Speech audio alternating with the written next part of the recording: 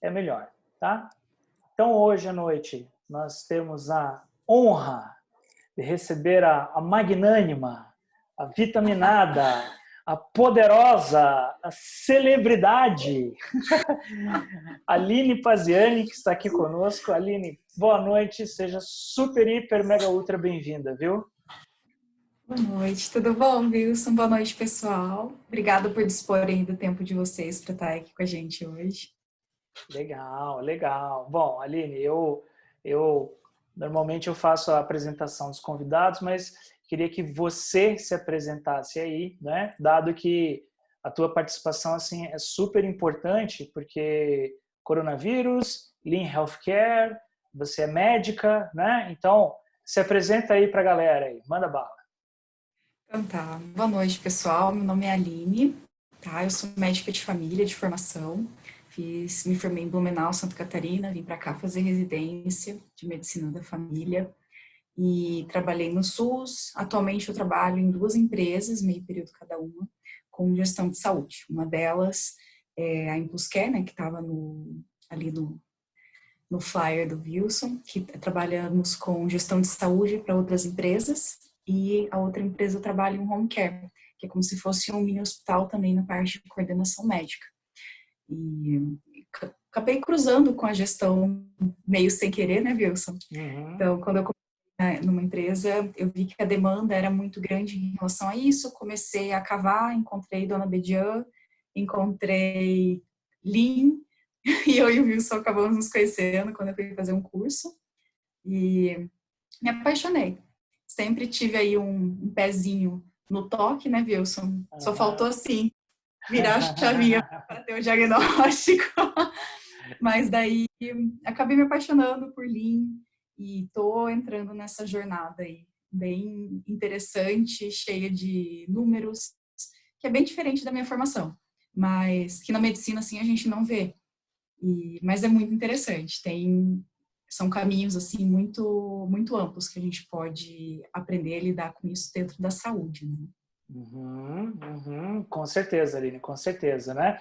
E é isso mesmo, a nossa pauta aqui é desconstruir as estratégias de melhoria, né? E por que eu quis fazer isso, né? Porque tem muito em voga, assim, que linha chão de fábrica, Six Sigma é coisa da engenharia.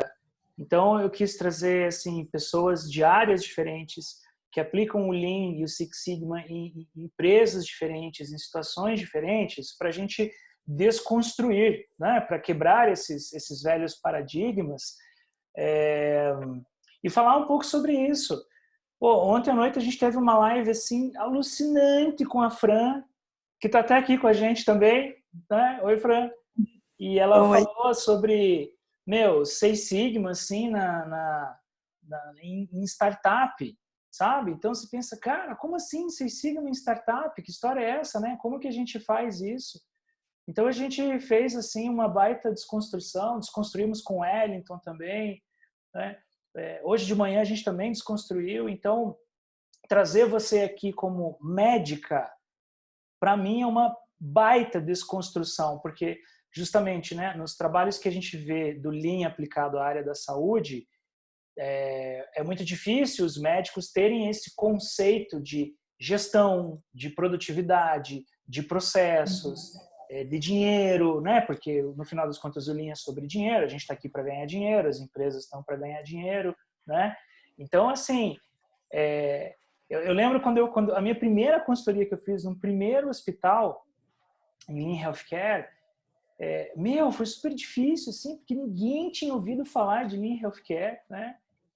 O presidente do hospital, assim, ele não era médico, mas ele era um cara de TI que assumiu a presidência lá, então também não tinha muita visão de processos de negócios, de produtividade. Então foi uma cruzada, assim, alguns anos atrás, né? E hoje o hospital ele anda bem melhor, ele faz trabalhos mais estruturados. Então, eu queria que você me contasse como é que foi essa desconstrução, assim, essa transformação em você, quando você entrou lá na nossa sala de aula, sem entender nada do que era ali, no meio de um monte de gente, Né? Conta aí pra galera. Tudo da fábrica. Uhum. Tudo de trabalho em fábricas e eu lá tentando abstrair, né? Uhum. Para ver onde que eu consegui encaixar aqueles assuntos. Uhum. Tem alguém que é da área da saúde? Tem alguém da área da saúde aqui? Tem alguém da área da saúde que está assistindo a gente hoje? Pelos nomes aqui, eu acho que não, Aline. Pelos nomes, não, né? Pelos nomes, não. Então, assim, foi um pouco difícil, né, Wilson, no início, assim, mas eu acho que isso que você falou, da dificuldade em que o profissional da saúde tem em abstrair, em sair do atendimento dele para poder entender o todo e como aquilo funciona, é muito difícil. A gente da área da saúde, a gente tem sempre uma visão de faça o que for preciso, não importa o que seja feito. E é muito isso, quando a gente está com um parente doente, alguma pessoa próxima, a gente fala, olha, faça o que for preciso. Só que às vezes fazer mais do que o necessário, a gente está incorrendo num risco também para o paciente. E isso as pessoas não param para pensar. Então ali, o médico pensa, faça o que for preciso, gaste o que for preciso, mas ele sabe a hora de parar. Só que a gente nunca, é difícil concretizar isso para a área da saúde. Então entra a dificuldade é fazer o profissional da ponta entender como que as ações dele vão impactar nisso. E não é simplesmente cortando consultas ou fazendo coisas para privá-lo da liberdade dele, né, em agir como médico profissional da saúde. Não é essa a intenção, mas é melhorar essa produção que tem, melhorar o tempo que ele tem no final, que é nosso consumidor final, né, que é nosso objetivo, que é para quem a gente entrega o valor, que é para o nosso paciente. Com os profissionais de saúde, para eles entenderem que eles são parte desse processo, isso é uma virada de chave interessante, porque quando eles entendem, a coisa flui. É isso mesmo. É isso mesmo. E aí a gente começa a entender que o valor do Lean assim, no healthcare são outros, é diferente, né? Você não vai cortar aquele cafezinho, né? Como o Daniel Pérez falou hoje de manhã. Você tá todo complicado lá, daí... Aliás, não foi o Daniel, minto, foi o Wellington que falou. Você tá todo complicado, com as suas finanças tudo zoadas, aí corta o Netflix de R$ 30 que você vai se dar bem. Né? E não é isso. Então, na área da saúde, acho que uma das primeiras coisas que eu tive que aprender com o Lean, né, pegando um gancho no que você falou, é que os valores são diferentes, né, na área da saúde. Quando a gente está em fábrica, quando a gente está em office, quando a gente está fazendo as outras coisas, a gente vai ganhar produtividade, vai ganhar velocidade, né? Vai ganhar várias coisas. Aí quando você está num hospital, você não vai buscar o dinheiro, você não vai buscar assim produtividade. Claro, você vai tentar otimizar os seus tempos, mas a segurança do paciente vem em primeiro lugar, né? Os valores são totalmente diferentes, né, Aline? Isso.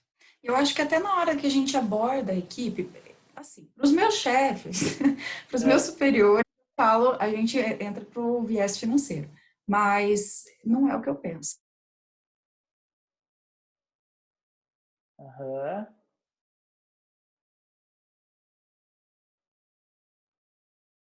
Alô, alô.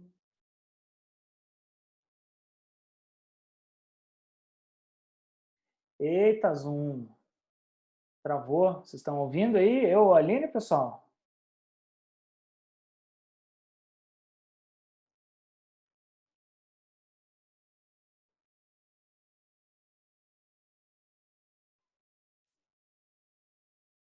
Oi, Aline, tá ouvindo?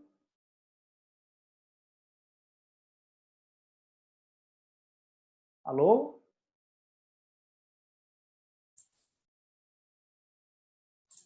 Caiu. Tá me ouvindo? Caiu. Estamos de volta, todos vivos, ninguém morreu? Ninguém? Então tá. Gente, o Zoom tá super estável hoje, tá? Para quem entrou na sala agora, eu tô avisando já, né? Tá bem estável o Zoom hoje. Mas continua lá, Aline, volta um pouquinho pra gente lá. Você tava falando Então, que... a gente consegue, para parte, assim, para a chefia, para os superiores, a gente tem essa parte esquisito financeiro. Mas na hora que a gente está lidando com a equipe, é o paciente. E eu, como médica, os outros profissionais da saúde, é muito fácil para a gente, quando a gente está conversando sobre isso, de como isso vai beneficiar o nosso cliente final, que é o paciente. A gente tem, assim, muitas vezes na gestão da saúde, por ser o faço o que for preciso e não importa o que aconteça, a gente tem o costume de facilitar as coisas para a gente. Então, como os dados da saúde, eles são muito dados, são dados sensíveis, são dados complexos, a gente facilita para a gente que está na gestão, complicando às vezes para quem está na ponta, que tem que entregar 2, 3 tipos de relatório, sendo que a gente poderia compilar e entregar um só. Uhum. Né? Então, esse tipo de olhar e conseguir ver de forma macro, nossa, a área da saúde é um ambiente que você consegue nadar de braçada, porque todo lugar, seja no público, seja no privado, está vazando. Tem desperdício. E coisas simples, projetos Lean, né, que são projetos mais simples, com uma estatística mais, não entra num Six Sigma, projetos Lean, você já consegue resolver muitos problemas. Para o paciente, para a gestão, e até mesmo para até o clima da equipe, porque você passa a ser resolutivo, você vê o impacto disso, sabe? É isso mesmo. Ele muda bastante ali, né?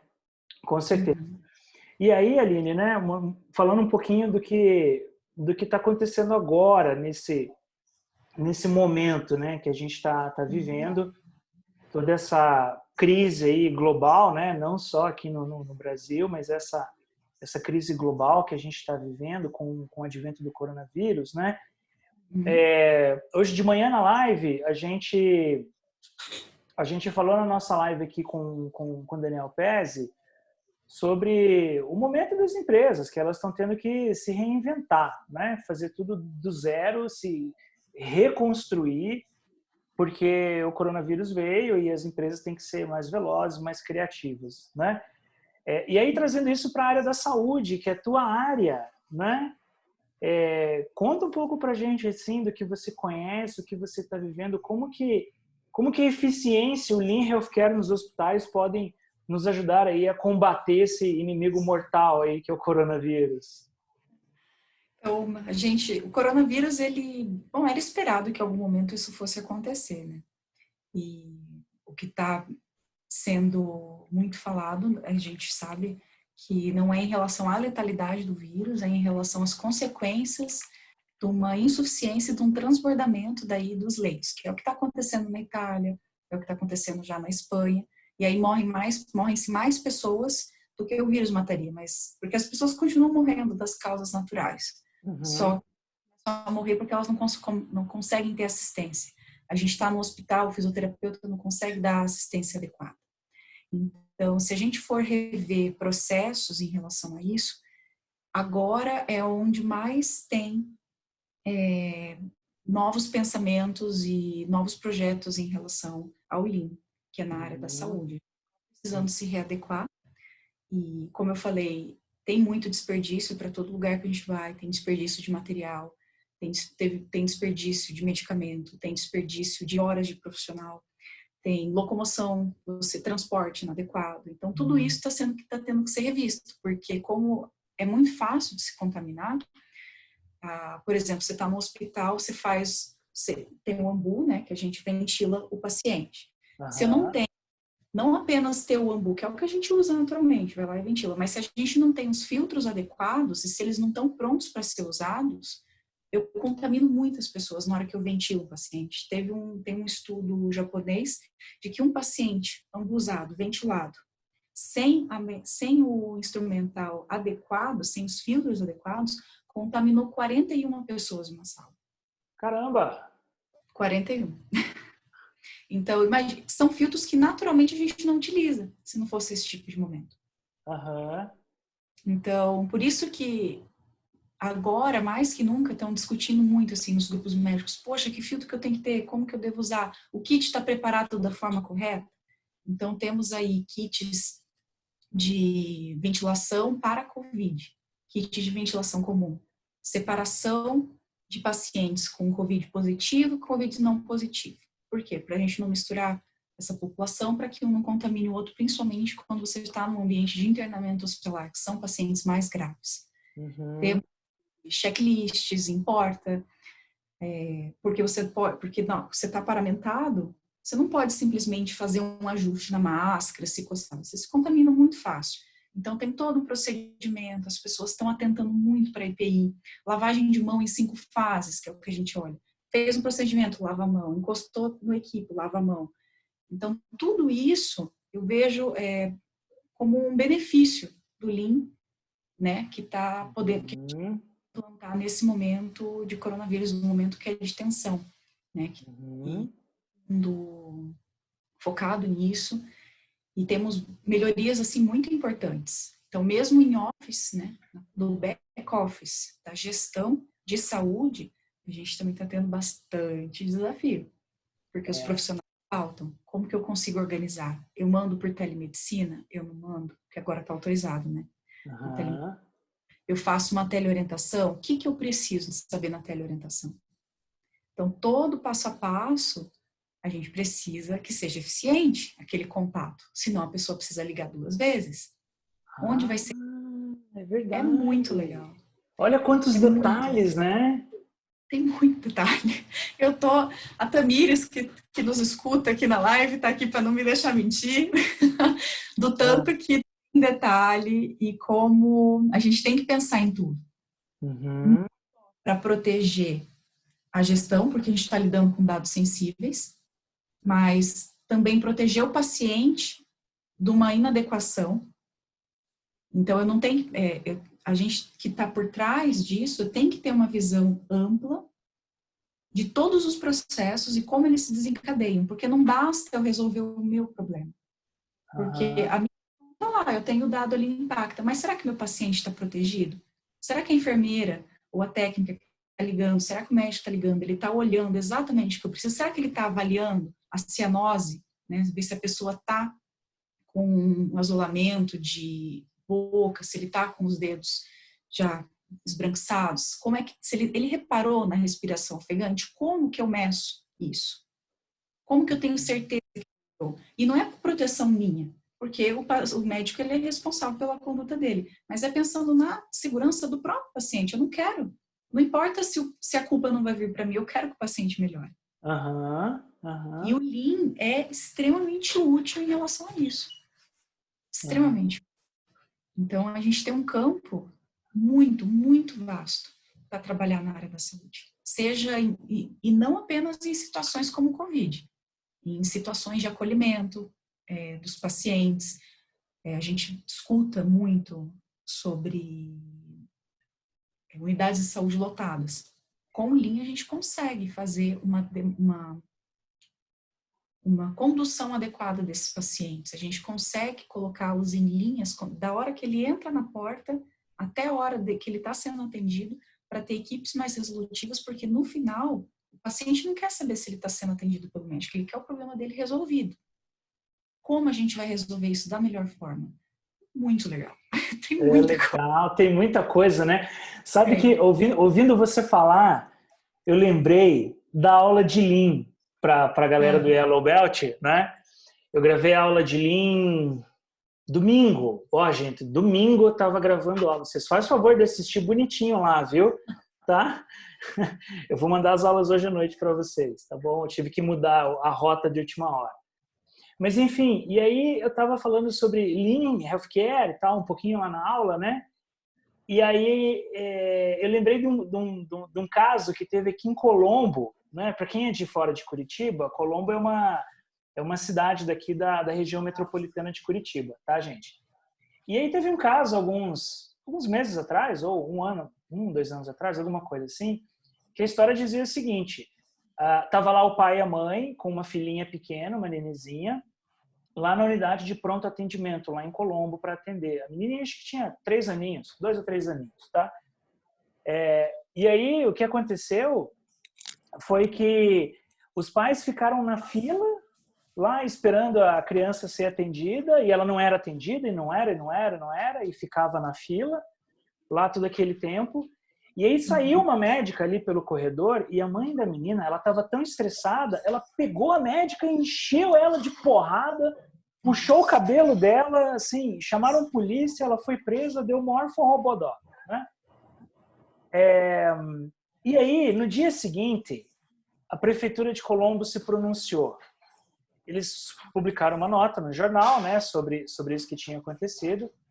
E aí eles disseram o seguinte, que para resolver o problema, eles iriam lançar uma licitação no mercado para contratar uma empresa de segurança para ficar lá na UPA. Olha que beleza de solução de problema. O que você acha disso, Aline? Né? Bom, Cara, só com a peneira. né? Então, assim, por que a gente não vai olhar o processo? Por que a gente não vai fazer um projeto para reduzir o tempo de espera no pronto atendimento? O Pequeno Príncipe aqui em Curitiba fez isso, o Albert Einstein faz isso, né? A Toyota tem uma divisão deles que eles ajudam instituições, né? Ajudam hospitais, ajudam empresas de assistencialismo para serem mais eficientes, né? Eles fazem isso no mundo inteiro, tá? Na aula depois eu vou soltar uns vídeos para vocês que mostram isso. E aí lá em São Paulo eles fizeram num hospital, não lembro qual era o nome do hospital agora, mas fizeram um trabalho super legal na farmácia satélite, no fluxo de atendimento do paciente. Então, assim, tá mais do que comprovado que a gente tem que ganhar eficiência em todas as frentes, né, my friend? Eu vejo assim, eu sou muito suspeita para falar, porque eu sou médica de família. Então, eu sou muito fã do SUS. O SUS, assim, tem um conteúdo riquíssimo dentro dele. Toda a parte de construção de materiais é muito boa. Só que, Pode falar. então, não é incomum você ver em unidade de saúde o coordenador da unidade ser uma indicação de alguém que não, de alguém político, que às vezes a pessoa não tem aptidão para estar ali. Já trabalhei em unidades em que tinha pessoa com indicação e era uma pessoa mais indicada do mundo para estar ali, porque era uma pessoa muito para a gestão, mas não é a regra. Então, um SUS bem gerido seria extremamente eficiente. Agora a gente trabalha com unidades, por exemplo, cada equipe de saúde da família tem ali 3.500 pessoas, em média, para você atender. Para cada Eu trabalhei num lugar aqui, num bairro daqui de Curitiba, na periferia, em que a minha equipe era para 5.000 pessoas, já estava sobrecarregado. E eu trabalhei num outro lugar em que tinham 16.000 pessoas para 2 equipes. Que 2 equipes incompletas ainda, né? Porque tinha o médico e enfermeiro, mas não tinha os demais, as demais pessoas da equipe de forma adequada. E aí, o que acontece? Você não dá conta dessas pessoas. Para onde elas vão para ser atendidas? Para um hospital, certo? Então, ela está aqui na unidade, ela vai para o hospital. Aí, falo, você não pode ir no hospital, porque no hospital tem Manchester, você vai ficar muito tempo lá parado para ser atendido. O que eles fizeram? Criaram uma UPA, que é um intermediário. E aí lotam as UPAs também, porque você entende que não resolve? Não resolve, é só tampa buraco, né? Só tampa buraco. Tem formas mais eficientes de fazer? Tem. Vai gastar dinheiro para fazer isso. Tá? Mas eu acho que fazendo uma gestão adequada de ponta a ponta, seja da unidade de saúde até um hospital, a gente consegue fazer isso. Eu conheço bairros que têm isso daí muito bem estruturado. Florianópolis, por exemplo. Os planos de saúde lá apenam, porque Florianópolis é 100% coberto de saúde da família. E é perfeito? Não. Mas tem sucesso, tem casos de sucessos muito interessantes, publicados, medidos, por conta da boa assistência que tem na população. Está longe de ser perfeito. Porque é difícil mesmo. O Brasil, ele é um país com proporções continentais. Mas eu acho que dá. Com um bom esforço, assim, e até no setor público é um pouco mais complicado, porque as pessoas têm emprego ali garantido. Então, você tem que motivar a equipe para que eles comprem essa ideia e pela motivação a transformação. É diferente numa empresa, que a motivação, ela às vezes vem um pouco top-down, né? Faça. Mas no setor público é bem complicado. Pode ser bem complicado com isso. Eu trabalhei numa unidade de saúde e a equipe junto. A maior dificuldade que eu tive com a equipe minha ali era fazê-los entender que nós éramos uma equipe de saúde e não uma equipe médica. Aham. Você entende a diferença bem sutil disso? A equipe médica precisa do médico. Se não tem o médico, não tem resolução. Uma equipe de saúde, não. Não importa se tem o médico, se não tem. O pré-natal de baixo risco continua sendo feito, as crianças continuam sendo assistidas, as vacinas continuam sendo cobradas da mesma forma. Uhum. A Uhum. maior dificuldade foi fazer a equipe entender isso. Depois que a equipe entendeu, para a população foi muito fácil, não teve tanta relutância. Eram poucas as situações que isso era forçado, que o paciente falava, não, eu preciso falar com o médico, porque a equipe toda fica resolutiva. E isso é muito legal, que a gente só consegue fazer isso a partir de uma organização. Olha lá. Oi? Deixa elas aqui, fecha a porta lá. Pareceu um intruso aqui no meu escritório. Igual aquele cara lá da... Quando ele entrou. Igualzinho. Puxa a porta, guria. Ei, trabalhar em home office é uma beleza, né? É uma beleza. Mas é muito interessante, assim, nesse olhar por esse aspecto, a parte da saúde. Uhum. E eu acho que isso tudo que está acontecendo agora, Aline, né, ajuda a quebrar muito esse mindset, assim, essa resistência, né? De novo, né, eu trago exemplo de consultoria da rua, assim, né, para as aulas e para essas conversas. E uma coisa que eu percebi, assim, num hospital que eu fiz a consultoria, que era assim, quem está ali no fronte de batalha aceita bem, valoriza o trabalho, né, entende o que está acontecendo e pede socorro. Então, eu lembro que o primeiro trabalho que eu fiz foi numa central de materiais expurgos do hospital, né? Para quem não sabe, né, ou a maioria dos hospitais tem isso, alguns terceirizam, mas se você pegar essa área de central de expurgo de um material, de um hospital, é basicamente uma área que você recebe os materiais sujos, né, que vêm do centro cirúrgico, os instrumentais, os campos, as roupas, tudo isso. Você esteriliza ou você manda para uma lavanderia, aquilo volta, você lava, daí você esteriliza, daí você empacota, daí você etiqueta, daí você armazena e redistribui para o centro cirúrgico. Né? Em linhas gerais é isso. É uma linha de produção. Né? É uma linha de produção dentro do hospital. E aí, um dos primeiros trabalhos que eu fiz nesse hospital era porque faltava instrumento. Então, imagina assim, ó, você vai lá, era uma maternidade.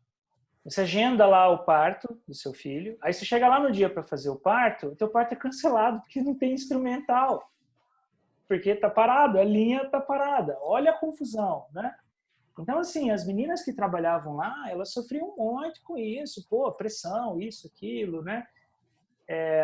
Os protocolos médicos têm que ser seguidos à risca para você não colocar a integridade do paciente em risco, né? Então, não é uma coisa que você pode fazer, você tem que tomar cuidado, tem que ter todo um esquema com isso. Então, elas super compraram a ideia.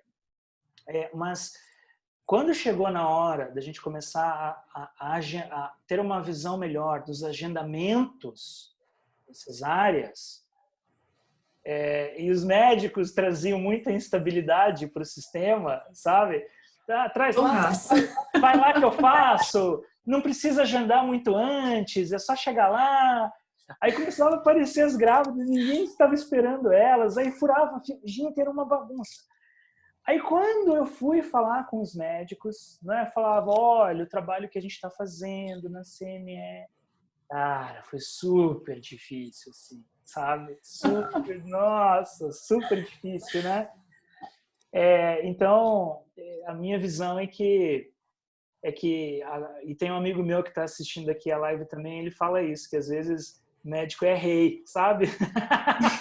Eles acham, mas não são. É igual engenheiro, tá, Aline? Eu falo que em fábrica engenheiro é rei também, tá? Médico e engenheiro são reis, né? Reis e rainhas. E eu acho que agora com toda isso que está acontecendo, eu acho que vai quebrar muito esses paradigmas, né? Dos médicos, assim, principalmente os mais tradicionalistas, acho que abraçarem de vez ali e entender isso como processo de negócio que é importante também para ser feito, né? O que você tem ouvido falar da comunidade médica sobre isso aí? Olha, na verdade, o que eu escuto da gestão sobre médico nunca é coisa boa. Eles olham para mim e falam, mas mesmo que eu sou. Porque a gente vem de um modelo de medicina muito paternalista, em que eu vou resolver seu problema, eu sou seu médico, eu vou cuidar de você, que para o paciente que está fragilizado, isso é muito bom. Mas se a gente entrar nos modelos atuais e a gente entende que a medicina ela é uma das formas de tratamento para algumas coisas, então a gente tem tratamentos baseados em dados científicos, né? Então a câncer trata a gripe, o médico tem outra forma de tratar a gripe e a gente tem dados científicos para corroborar. Tem coisas que remédio, por exemplo, os antihipertensivos, eles têm dados estatísticos que funcionam melhores do que algumas outras coisas, por exemplo, um xamã, um curandeiro pudesse fazer. Mas todos eles são formas de tratamento. Estou dizendo isso que é para entender que houve uma mudança em relação ao médico. A gente vai ao médico não é para ter uma cura. A gente vai ao médico, como é que chama o atendimento do médico? Chama uma consulta. A gente está consultando uma pessoa sobre as melhores práticas para aquela doença. E isso tem mudado e isso tem ficado muito claro para os médicos, que aquilo ali é uma consultoria. E a gente está entrando numa corresponsabilização em saúde. E isso é fundamental para o tratamento.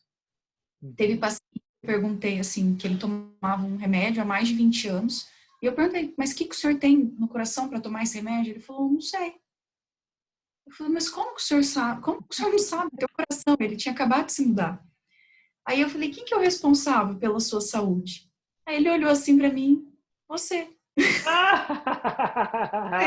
Eu não tenho filho barbado. A gente brincou tudo, mas você está entendendo que eles entendem que eu sou responsável pela saúde, que eu médico, né? Que o médico é responsável pela saúde. Então tem coisas que sim, eu sou responsável. E é importante a gente deixar isso claro para os pacientes de que dieta, atividade física, boa alimentação não, dieta, atividade física, tomar os remédios de forma adequada são extremamente importantes, ter bons hábitos de vida e a prescrição do remédio é uma das coisas que contribuem a isso. Não é o único a prescrever o remédio. Se eu prescrevo e o paciente não toma, não resolve. Então, essa corresponsabilização que tem crescido cada vez mais na relação médico-paciente, eu acho que ela é muito benéfica, do modo geral. E o médico, ele acaba assumindo um outro papel em relação a isso. Então, a gente, como como gestores, né, de profissionais da saúde, a gente tem que ter esse tato de colocar o paciente no centro. Eu faço as coisas para ele. O teu tratamento, quando eu falo, por exemplo, comunicação com o médico, é uma coisa, não só com o médico, qualquer profissional da saúde, principalmente em hospital que é bem estressante, tem uma dica que eu uso muito assim, é costume no hospital eu virar para você e falar assim, viu, você faz um favor para mim? Eu preciso fazer um medicamento lá em tal paciente. Se você não gosta de mim, você não vai fazer um favor para mim, certo? Mas você não está fazendo um favor para mim, porque não sou eu que preciso do medicamento. Então, quando eu coloco o paciente no centro, viu, você faz um favor para o paciente fulano de tal, o seu fulano não está conseguindo dormir, você pode fazer aquele diazepam para ele? Muda. Então, não é só um problema de gestão, a gente tem isso e na área da saúde a gente consegue trabalhar muito nisso, mas também é um problema de comunicação e inteligência emocional que a gente precisa ter para quebrar essa hierarquia. Acho que isso é algo que facilita muito. A gente horizontaliza de que somos todos profissionais da saúde a favor do paciente. Ele é o centro, não o médico. O médico, ele cumpre um papel ali dentro e ele não é o centro disso.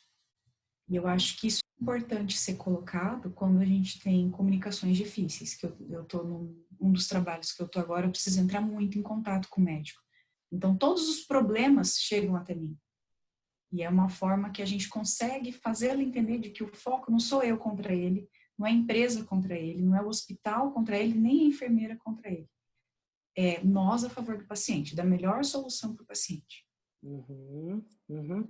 E aí é importante também ressaltar que cada vez mais o processo tem que ser melhor dentro do hospital para isso, né, Aline? Assim, pelo que você está falando, né? Eu acho que um dos grandes desafios agora é como padronizar coisas novas do dia para a noite, né? Treinar pessoas do dia para a noite com tudo isso que está acontecendo, essa força de trabalho, né? Até a Fran mandou aqui um comentário, né? Ela disse aqui o seguinte, que é interessante perceber que a análise de atividades que agregam valor e que não agregam valor neste momento são importantes, né? Ou seja, acho que mais do que nunca, né? Vocês médicos terem essa leitura como Lean, como o processo que tem que ser mais enxuto do que nunca, senão não consegue atender esse monte de gente. Senão a gente não dá conta, a gente se perde. É comum, por exemplo, gerenciamento de tarefas. Eu amo, sou apaixonada por gestão visual, transparente. Eu acho que as pessoas têm que saber o que eu estou fazendo, sim. E que, por exemplo, eu estou coordenadora médica. Eu não sou coordenadora médica. Isso é importante, porque amanhã eu posso não estar. Agora, se eu sou uma coisa e amanhã eu não sou mais, eu me perco. Que é o que a Ieda ali está falando. A gente ter essa inteligência emocional até para estar nessas posições e ensinar isso para as pessoas. Então, gestão visual, tem gente que encara como estou perdendo o controle sobre o meu trabalho e eu vou deixar de ser essencial. Não é isso. É uma coisa que você fala, que você que me ensinou bastante sobre isso. Não é caçar as bruxas. É a melhor do processo. E a gente precisa ter isso e conseguir colocar isso de uma forma bem clara para as pessoas, entendeu? Porque senão... Isso aí não é o momento de apontar dedo, apontar culpado, né? E eu acho que isso talvez seja um dos maiores desafios agora para vocês, assim, né? Nessa época, assim, Aline, porque eu vejo isso nas empresas, né? Porque, assim, a hora que está o caos instalado, é muito fácil a gente perder a mão, né? Ficar estressado, ficar nervoso. E eu tô fazendo um trabalho de consultoria numa empresa em que, assim, como todas as outras, né? Ela teve que se reinventar nesse momento. E eu tô com uns 3 clientes que estão nessa situação, tá? E um deles, eles criaram grupos e mais grupos no WhatsApp para poder fazer a gestão, e aí virou gestão por WhatsApp, né? Todo mundo manda em tudo, todo mundo fala tudo, mas assim, aquilo começa a ficar uma tensão instalada no ar, né? Uma dissincronia de coisas que acontece, né? E eu tô lá, tô tentando levar o método estruturado para eles, como a gente sabe fazer, né? Organizar o projeto, a importância de manter as reuniões de gerenciamento diário, mesmo à distância, né? E tem resistência, não dá tempo, não, a gente não consegue fazer. Então, eu acho que essa questão assim de a gente entender de vez que, e principalmente nos hospitais e nas empresas ligadas na área da saúde, que estão passando por esse pico agora, esse estresse, é que a gente não está aqui para apontar culpado. A gente está aqui para dar um tiro no problema. Eu quero resolver esse cara, né? Eu quero ser mais produtivo, eu quero ser mais eficiente. E aí para isso... Quero diagnosticar melhor, quero diagnosticar mais rápido. Exato. Falta, por conta disso que você está falando, por exemplo, a gente está com falta de... os testes não foram utilizados de forma coerente. Então, parou. E mesmo por um processo não estar tão claro, a gente está com subnotificação de coronavírus. Porque não está claro para quem tem que notificar. Como que é o passaporte? Preciso realmente notificar. É uma síndrome gripal ou é uma suspeita de coronavírus? Qual deles que eu notifico? Isso não está claro para os médicos, do modo geral. Eu estou em diversos grupos. Então, a gente precisa, acho que para todas as áreas, não só para a área da saúde. É isso mesmo, né, Aline? É isso que a gente tem que mudar, né? E os processos administrativos também, como você falou, não é? Tudo que a gente está vendo, que está acontecendo, tem sido uma grande lição, né?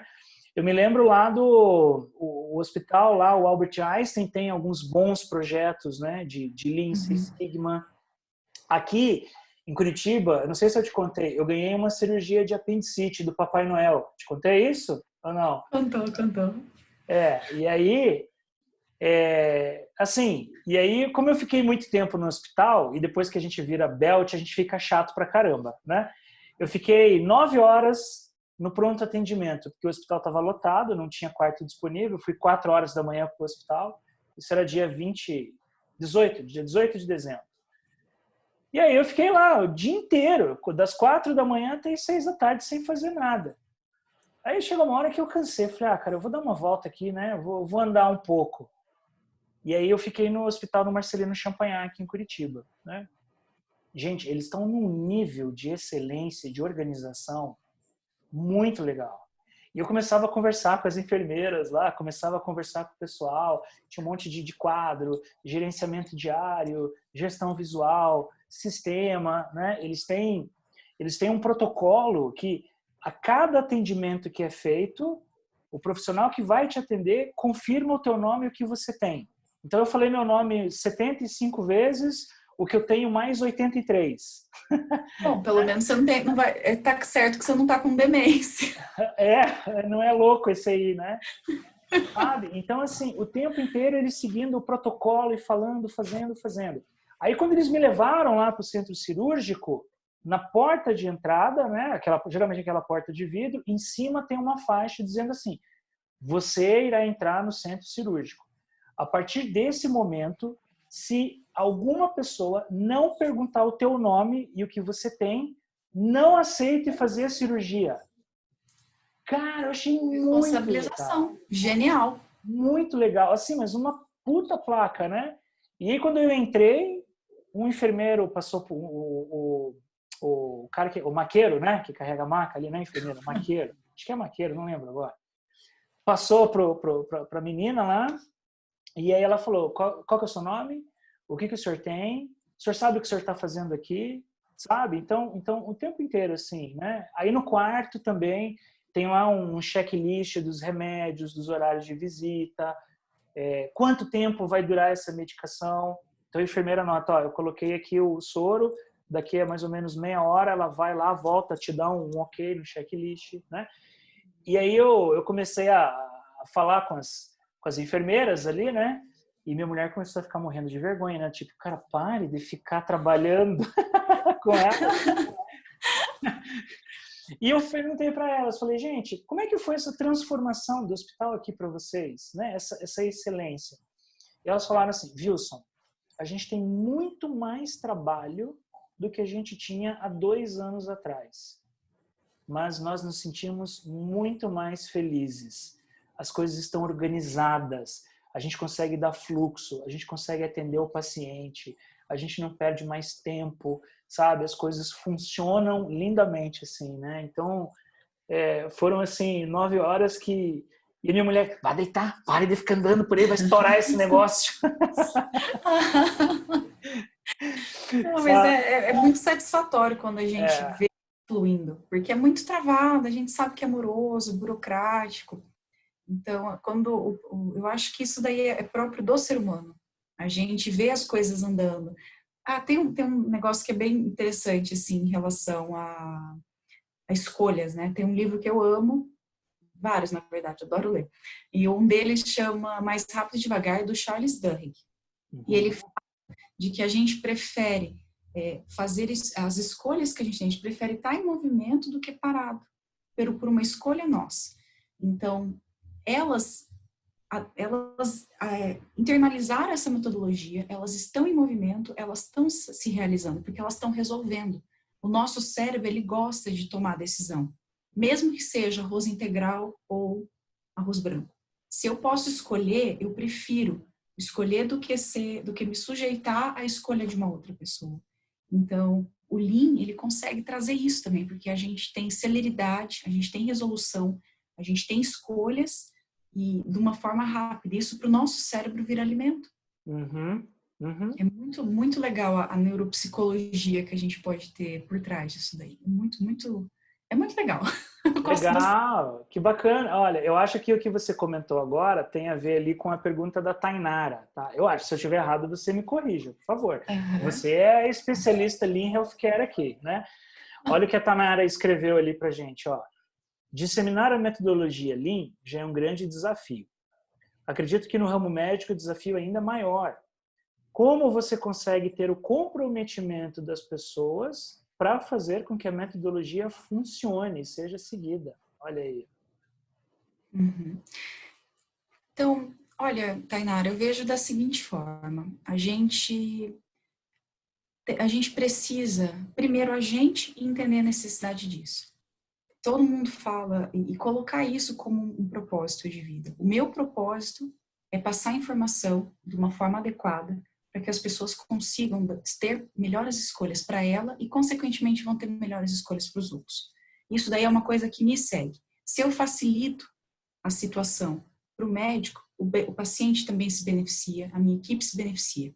Então, eu acho que isso daí parte da gente, como ser humano, antes, e da gente não apenas pensar em ação e reação, mas pensar na intenção por trás da ação que vai gerar uma reação. O que vai comandar isso é a nossa intenção por trás disso. Eu acho que requer essa mudança de cultura, ela tem que partir da gente, tá? Principalmente. Só que, e eu entendo que às vezes a gente está em locais que não propiciem isso, ou que a equipe, as nossas lideranças, elas não veem dessa forma. Eu não vejo isso, e às vezes a gente se sente mal por estar em locais assim. Mas eu acho que a gente sabendo o que a gente quer, isso para qualquer área da vida, naturalmente a vida vai guiando a gente para esses caminhos.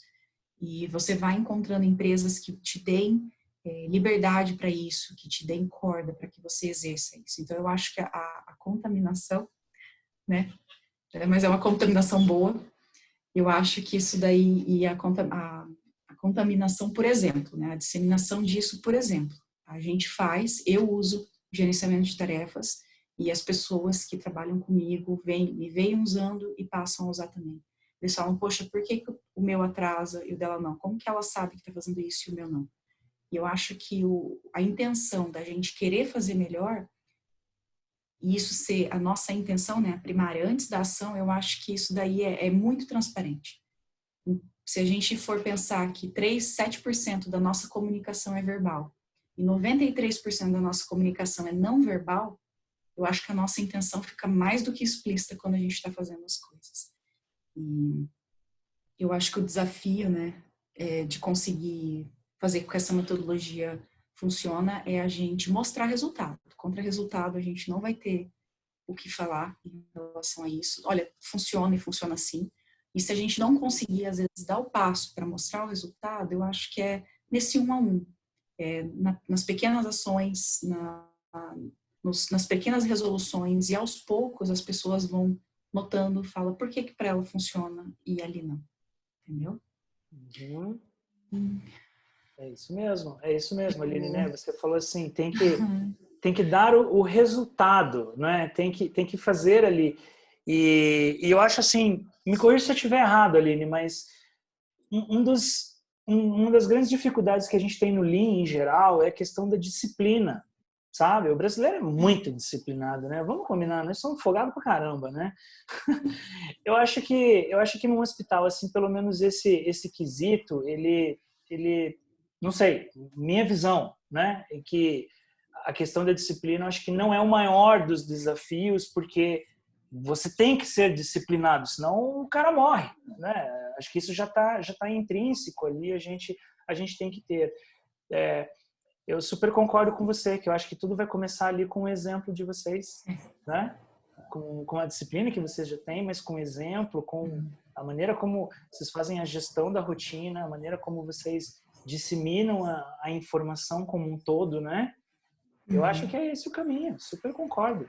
Eu acho que a gente tem nós que somos gestores, a gente tem uma capacidade muito grande de poder atingir as pessoas. Eu acho que a gente deve usar isso daí para disseminar boas coisas. Não existe, a gente só anda para frente porque existe atrito. Se não tivesse atrito, nós não andaríamos. Isso é física básica. Então, o atrito, em qualquer tipo de atrito, ele faz a gente andar para frente se a gente conseguir olhar de forma adequada para ele, ou se, por exemplo, eu não consigo olhar, ou a pessoa que trabalha comigo não consegue olhar, mas eu vejo, a gente consegue guiar. Não é pensar pela pessoa, mas a gente consegue levar esse atrito de uma forma de crescimento. Então, não existe crescer sem dor, não existe crescer sem sofrimento, sem atrito. A gente precisa disso, porque senão a gente fica no conforto. Conforto não promove esse tipo de crescimento, ele promove o amadurecimento, que a gente vai ter amadurecimento emocional, a gente vai ter outro tipo de ganho com a idade. Mas se colocar nessa situação e não ter medo disso. Na verdade, medo a gente vai ter, porque a gente está saindo da zona de conforto, né? Zona de conforto, zona de medo, zona de aprendizado. Mas se a gente conseguir ir por esse caminho, ou tiver pessoas que nos sustentem em relação a isso, eu acho interessantíssimo. Por exemplo, o Wilson é uma pessoa que quando eu tenho dúvidas, e poxa, eu tô com medo de fazer tal coisa, eu recorro a ele. Dá medo, porque eu tô agindo por minha conta, tô agindo da minha cabeça. Mas é importante que a gente tenha pessoas com quem a gente possa confiar na opinião. Mentores, né? Mentores são diferentes de coach. O coach, ele inspira a gente. O coach não precisa ser formado em alguma coisa. Ele não precisa ser engenheiro para orientar um engenheiro. O mentor, ele dá a opinião dele em relação àquilo, né? Que é a diferença básica entre coach e mentor. Eu não tenho coach, mas eu tenho. O Wilson é meu mentor em Lean. Eu tenho meu mentor médico, que é o Rogério. Eu tenho pessoas diversos mentores. Eu acho interessante a gente, nessa jornada, a gente ter pessoas que a gente confia na opinião deles, para que nos guie, que a gente se sinta um pouco mais amparado.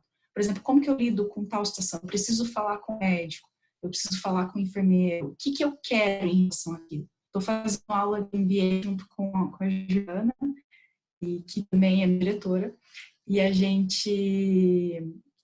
o professor, na aula de sessão, ele fala, você tem que saber o que você quer daquela situação. Não adianta você ir lá para tentar resolver o problema. Às vezes você arruma um problema maior.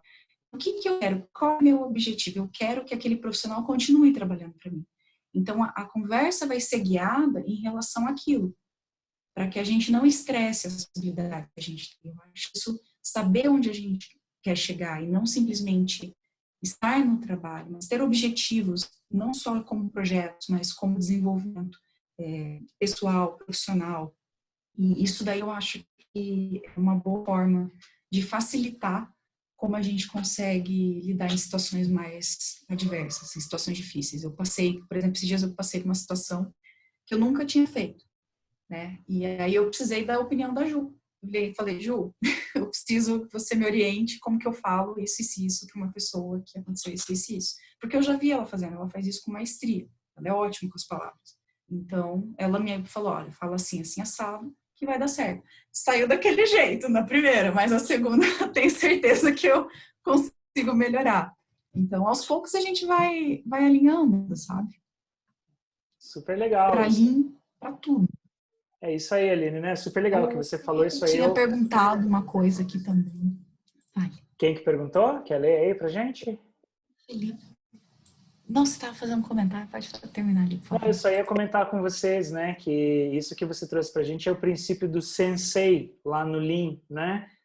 O princípio do sensei é aquela pessoa que ela tá junto com você, né, ali no mesmo nível, mas ela tem um conhecimento um pouquinho acima daquilo que você, e ela te estende a mão e te ajuda quando você precisa, né? Esses são os senseis, como são conhecidos na comunidade Lean, né?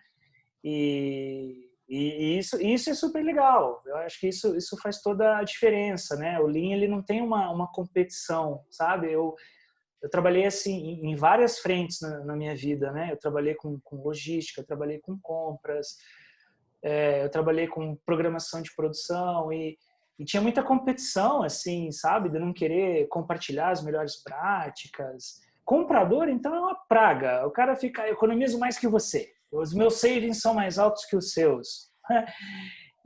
Mas na comunidade Lean, Six Sigma, isso não tem, assim, sabe? Tanto que, né? Então, eu vou dando os spoilers aqui ao longo do tempo, né? Tudo isso que eu criei agora, esse evento de desconstrução, né? Eu quero fazer pelo menos 4 ou 5 rodadas, e eu quero criar um grupo lá no Telegram, mas não é um grupo de WhatsApp, de bagunça, mas é para a gente criar uma comunidade, para a gente poder falar, um pedir ajuda para o outro, conversar com o outro, colocar ferramenta, colocar ideia, sabe? Eu uso muito isso, assim, às vezes eu vou em consultoria. Imagina, às vezes eu chego numa empresa que eu nunca vi na vida, que eu não conheço ninguém, tá uma zona, um monte de coisa pra fazer. Cara, às vezes eu não sei o que fazer de cara, né? É normal, a gente não sabe tudo. E eu tenho os meus C6 também, que eu ligo pro cara e falo, cara, caiu a casa, não sei o que eu vou fazer aqui. Né?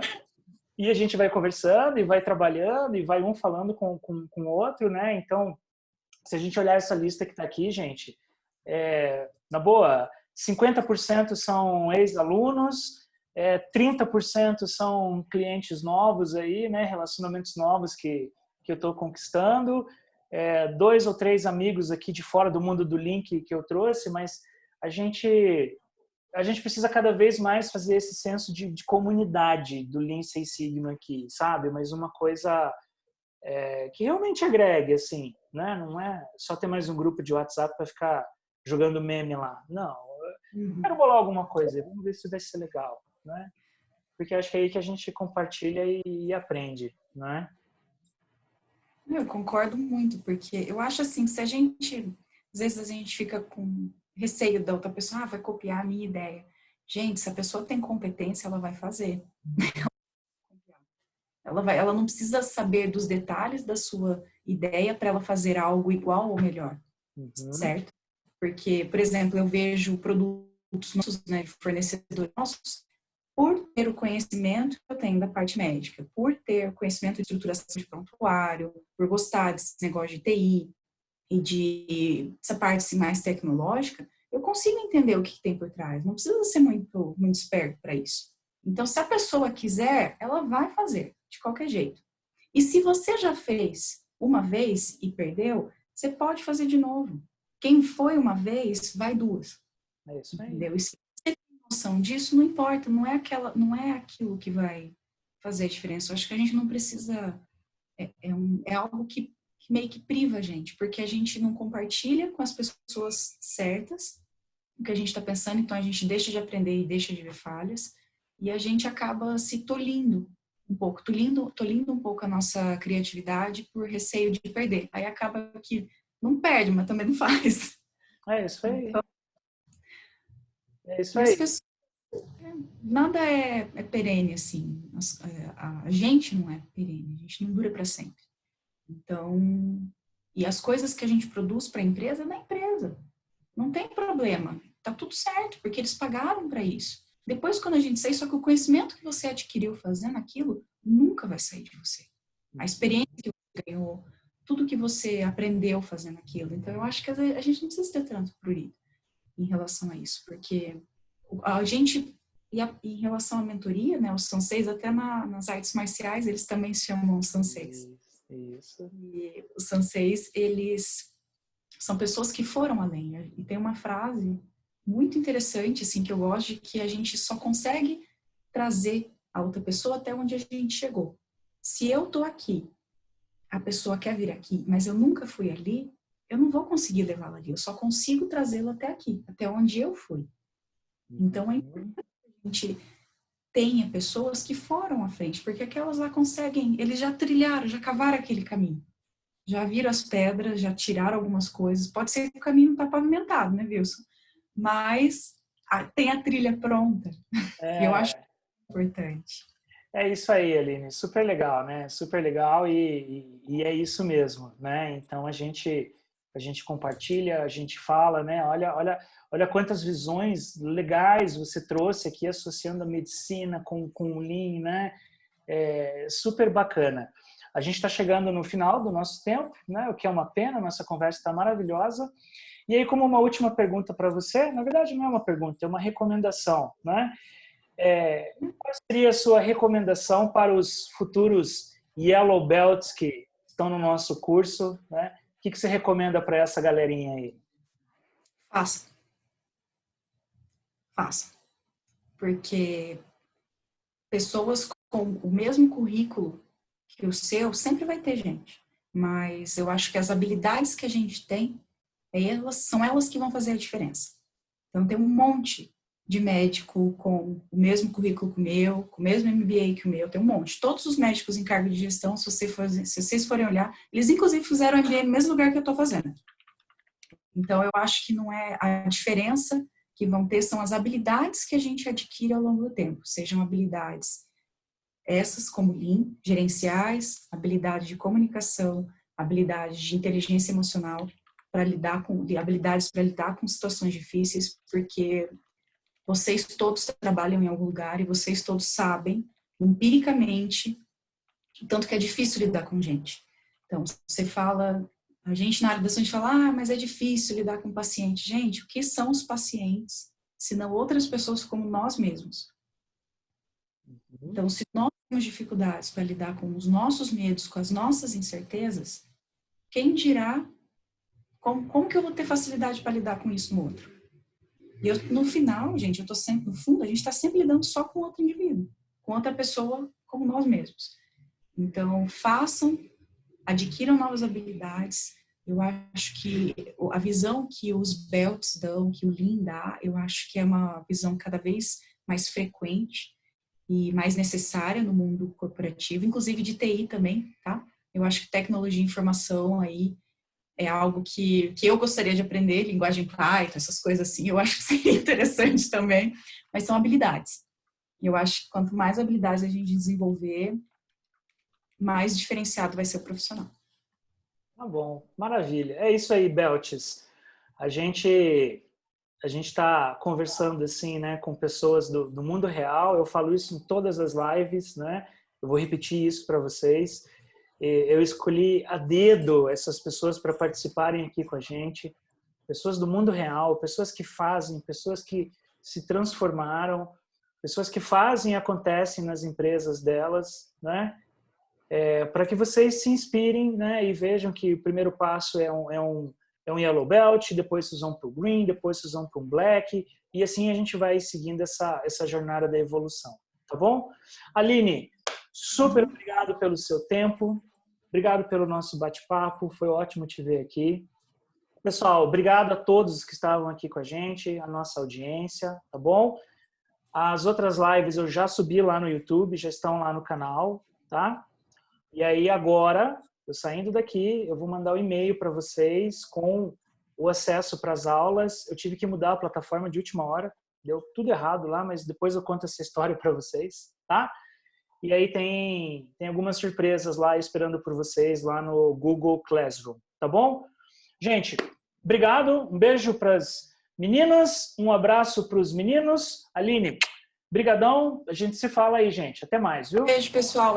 Se tiver alguma pergunta ali que não respondeu, podem me procurar lá no LinkedIn que eu respondo, sem problema algum, tá bom? Ah, legal. Ó, eu vou até colocar aqui a vossa senhoria, o seu link aqui, ó, para facilitar. Não, é verdade. Sem problema, pode perguntar lá que a gente responde aqui.